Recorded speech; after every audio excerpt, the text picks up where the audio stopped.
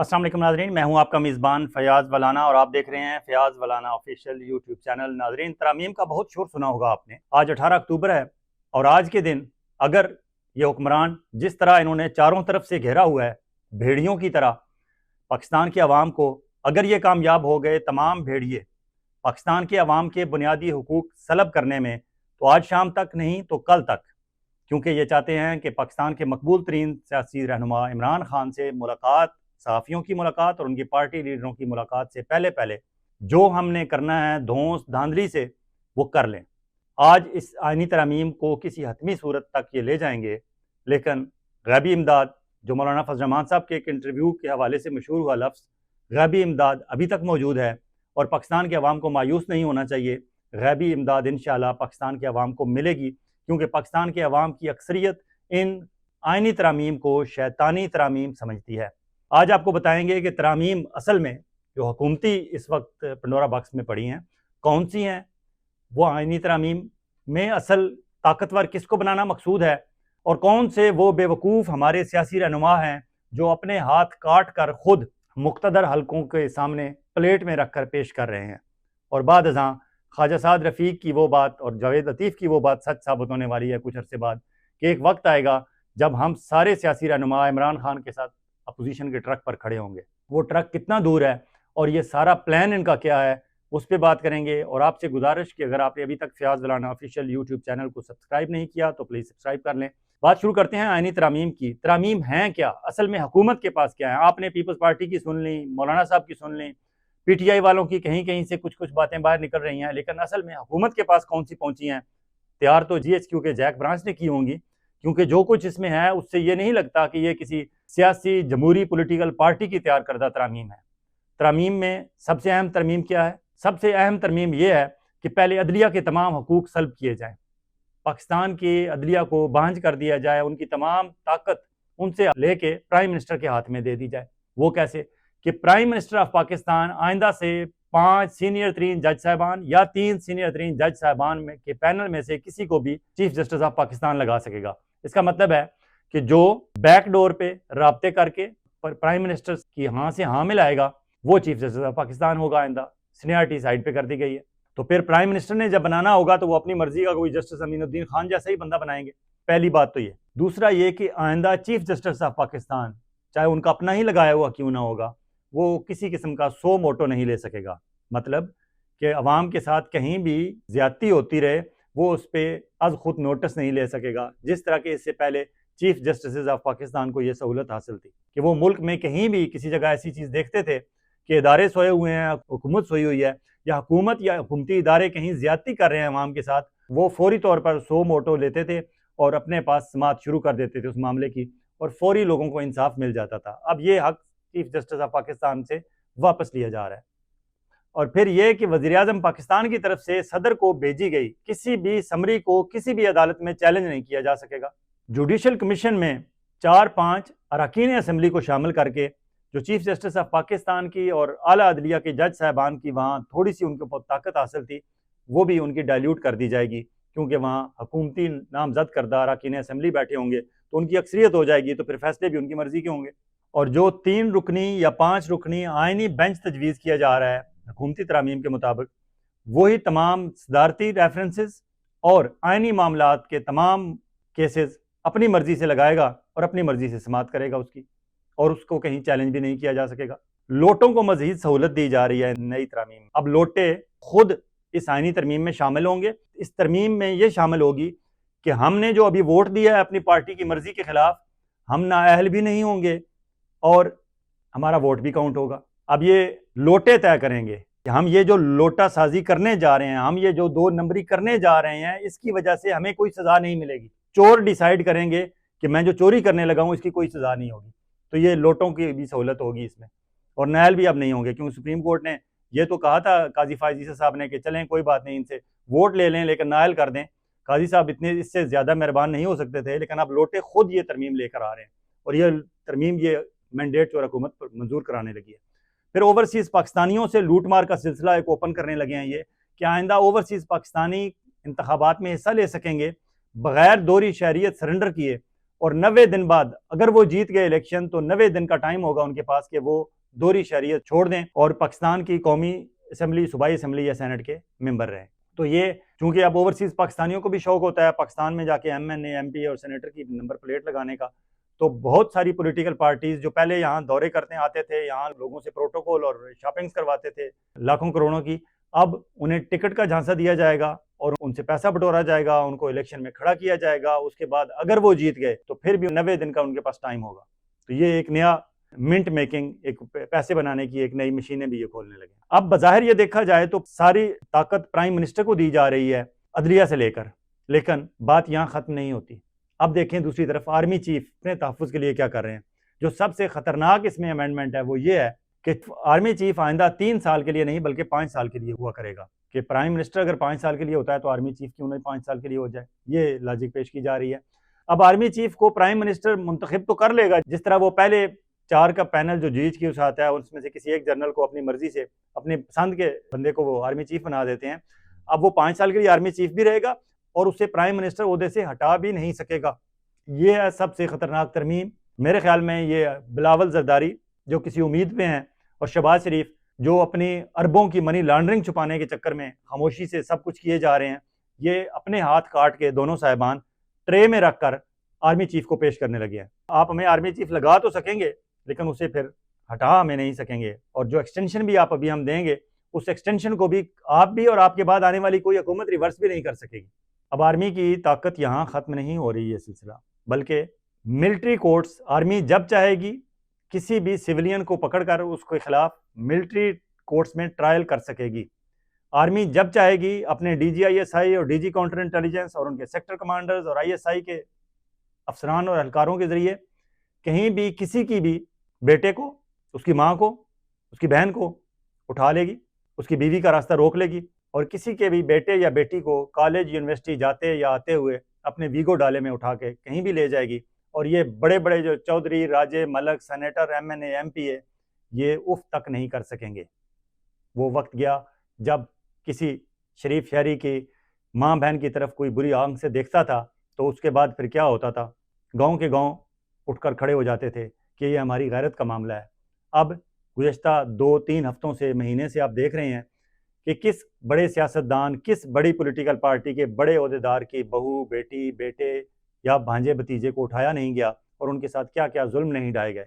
लेकिन अफसोस से कहना पड़ता है कि हम सारे ही शायद इस हद तक बेहिस या बेशर्म हो चुके हैं कि हमारा खून ही नहीं खोलता।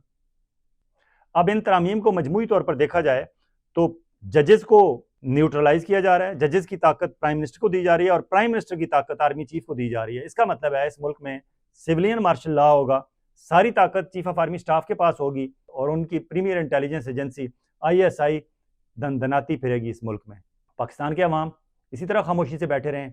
आप जो भी मेरा प्रोग्राम देख रहे हैं, आपको ये फिक्र होगी कि आपकी नौकरी चली जाएगी अगर आप एहतजाज के लिए बाहर निकल आए, आपको ये फिक्र होगी आपका कारोबार तहस नहस कर दिया जाएगा, और ख़वातीन को ये मसला होगा कि शायद उनके हम टेलीविज़न के और ATV के ड्रामे वो मिस हो जाएंगे, और बच्चों को ये होगा कि उनको स्कूल से नाम काट दिया जाएगा।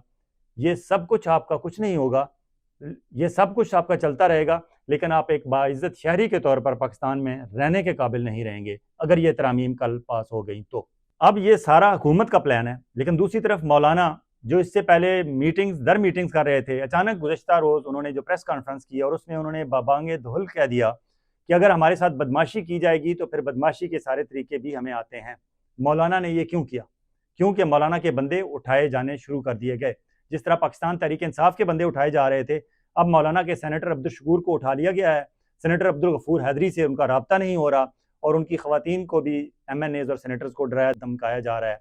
और बाद इतलात ये भी हैं कि जमीयत उलमा इस्लाम फजलुर रहमान ग्रुप में बाकायदा फॉरवर्ड ब्लॉक भी एक तश्कील पा चुका है। और मौलाना के MNA नूर आलम खान जो इससे पहले पाकिस्तान पीपल्स पार्टी और PTI में भी रहे, और ये वही नूर आलम खान है जब इमरान खान की हुकूमत के खिलाफ अदम एतमाद की तहरीक पेश हुई थी तो सिंध हाउस में जो लोटे 20-25 वहाँ बैठे रहे थे, उनके चीफ या चहेते लोटे पिंडी वालों के नूर आलम खान थे। और बाद अज़ाम पिंडी वालों की मदद से और पेशावर ISI के सेक्टर कमांडर की मदद से इन्हें पेशावर से जितवाया भी गया फॉर्म 47 के ज़रिए। ये फॉर्म 47 ज़दा MNA जो इस वक्त जमीयत उलमा इस्लाम फजलुर रहमान ग्रुप के MNA हैं, वो भी मौलाना से बागी हो चुके हैं।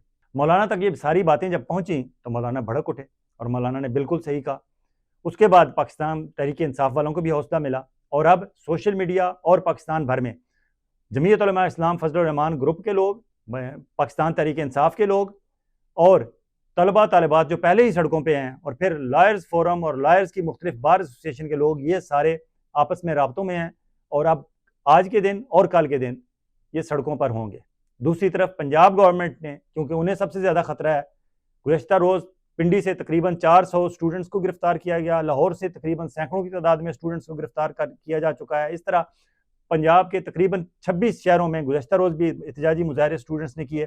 पंजाब गवर्नमेंट ने आज अनाउंस किया है कि अगले 2 दिन पंजाब भर के कॉलेजेस, यूनिवर्सिटीज़ और स्कूल्स बंद रहेंगे। वजह नहीं बताई गई। साथ पाकिस्तान के तमाम बड़े शहरों में, खुसूसन पंजाब में दफ़ा 144 नाफिज कर दी गई है, वजह नहीं बताई गई। अब अगर इस मुल्क में इस तरह पकड़ दकड़ करके पूरा शहर बंद के, स्कूल, कॉलेजेस, यूनिवर्सिटी, सरकारी दफातर बंद करके, दफ़ा 144 लगा के, लोगों को घरों में बंद करके आपने आईनी तरमीम लेके आनी है और फिर आप लोगों को बताते हैं कि ये पाकिस्तान के अवाम की बेहतरी की तरमीम है। पाकिस्तान की बेहतरी की तरमीम है तो फिर ऐसी पकड़ दकड़ क्या, ये चोरों की तरह क्यों आप कर रहे हैं? इसका मतलब ये है, अलीमा खान ने जिस तरह कहा कि ये शैतानी तरमीम है, तो ये यकीनन शैतानी तरमीम है। अब मौलाना अगर पाकिस्तान तहरीक इंसाफ के साथ खुलकर आ गए हैं और वो रजिस्ट कर रहे हैं और वो कहते हैं कि ये तरमीम पास नहीं करानी, इसके बावजूद रात 2 बजे बिलावल भुट्टो जरदारी और वज़ीर आज़म शहबाज शरीफ मौलाना के घर गए और फिर उनके मिन्नत तरला की तवील मुज़ाकरात के बाद जब वहाँ से निकले, जमीयत उलमा इस्लाम फजलुर रहमान ग्रुप के लोगों ने बता दिया कि कुछ भी तय नहीं हुआ और ये आज का ये दौर जो हंगामी तौर पर रात गए मौलाना के घर प्राइम मिनिस्टर और बिलावल, अब ये तमाशा देखें, एक आउट गोइंग प्राइम मिनिस्टर है, एक इनकमिंग प्राइम मिनिस्टर है। शहबाज की छुट्टी हो रही है, बिलावल प्राइम मिनिस्टर बनने की उम्मीद से हैं, दोनों मौलाना के पास जा रहे हैं और कह रहे हैं आएँ ये तरमीम कर दें। अब इससे अंदाज़ा लगा लें कि ये दोनों एस्टेब्लिशमेंट के हाथों किस हद तक मजबूर हैं। इनके ओमनी ग्रुप के मनी लॉन्ड्रिंग के केसेस हों या इनके ज़ाती $16 अरब के शहबाज शरीफ और उनके साहबजादों के मनी लॉन्ड्रिंग के केसेस हों, शायद ये उस वजह से ब्लैकमेल हुए हुए हैं, या लंदन प्लान को इन्होंने तय किया था उसकी कोई रिकॉर्डिंग की वजह से ये ब्लैकमेल हो रहे हैं कि ये रातों रात भागम भाग वहाँ पहुंचे, ये जानते बूझते हुए कि ये तरामीम अगर पास हो गई तो ये इसका सेहरा बिलावल जरदारी के सर होगा और बिलावल जरदारी उसके नतीजे में प्राइम मिनिस्टर ऑफ पाकिस्तान बनने की उम्मीद पे हैं। शहबाज शरीफ साहब को नजर आ रहा है कि वो आउट गोइंग प्राइम मिनिस्टर हैं, लेकिन वो फिर भी साथ चले जा रहे हैं। अब ये प्लान एक है, अगर इस प्लान में नाकामी हुई, क्योंकि जिस तरह गुज़श्ता रोज जोराना दिया शहबाज शरीफ साहब ने और वहाँ 3 ऐसे मशकूक सेनेटर्स भी देखे गए जो दिल से इन तरामीम के हक में नहीं है। एक काफ लीग के सेनेटर कामल अली आगा, एक मुस्लिम लीग नून की सेनेटर सादिया अब्बासी और मैंगल ग्रुप की सेनेटर नसीमा एहसान, ये तीनों वहाँ मौजूद थे। और नसीमा एहसान वो हैं जिन्होंने सेनेट में तकरीर की और तकरीर करते करते वो रो पड़ी। बाद जहाँ बाहर निकली, सहाफ़ियों ने पूछा कि आप पर दबाव है, तो उन्होंने कहा कि आपको भी पता है दबाव तो है। अब ये तीनों जोहराने में क्यों पहुंचे जब ये दिल से इन तरामीम के खिलाफ हैं, लेकिन ये धौंस धांधली, बच्चों को उठा लो, बेटों को उठा लो, बीवियों को उठा लो, बहनों को उठा लो, रिश्तेदारों को उठा लो, मुलाजमों को पीट लो, ये सिलसिला है यहाँ। अगर ये किया जाएगा तो फिर शायद लोग वहाँ चले जाएं, लेकिन क्या अंदर जाके भी वो वोट तरामीम के हक में देंगे, ये इसका इंतज़ार करना पड़ेगा। इसी खौफ की वजह से प्लान बी वो भी कार फरमा है।